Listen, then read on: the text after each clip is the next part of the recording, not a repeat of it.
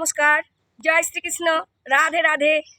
আমি নারীদেরকে নিয়ে কিছু বাস্তব কথা তুলে ধরছি আপনাদের সামনে।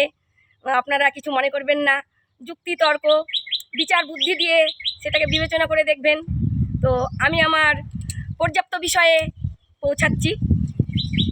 সত্যযুগে নারায়ণ, মাতা লক্ষ্মী প্রভু শ্রী নারায়ণের পদসেবা করতো। আর তিনি বলতো, হে প্রভু নারায়ণ, তুমি কখন চোখ খুলবে? আমি তোমার সঙ্গে একটু কথা আলাপন করব। এবার আসুন ত্রেতা যুগে। ত্রেতা যুগে আমার রাম সীতা দেবীকে বনবাস তো দিলই, তার পাশাপাশি তিনি রাজ্য শাসন করলেন। অথচ লবকুশ জন্মালো কোথায়? বাল্মীকি মুনির আশ্রমে। আমার সীতা মাতা কত কষ্টে, কত দুঃখ যন্ত্রণায় তার প্রভু শ্রীরামের কাছে থাকার জন্য আকুল নয়নে প্রার্থনা করে গেলেন। তার প্রার্থনা কি মঞ্জুর করা হয়েছিল? ভেবে দেখুন।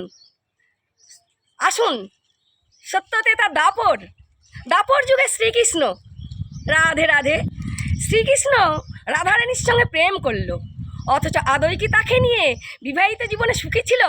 ভেবে দেখুন, বিচার করে দেখুন নারী জাতির কথা। আসা যাক কলিযুগে। কলিযুগে আমার চৈতন্য মহাপ্রভু বিষ্ণুপ্রিয়া দেবীকে নিয়ে বিবাহ করেছিলেন। মাত্র 24 বছর বয়সে সে সংসার ছাড়া হলো।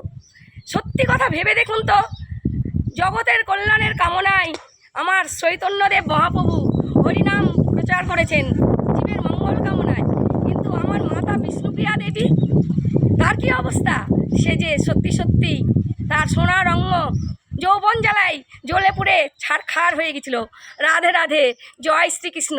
ভেবে দেখবেন নারী জাতির কষ্টের কথা।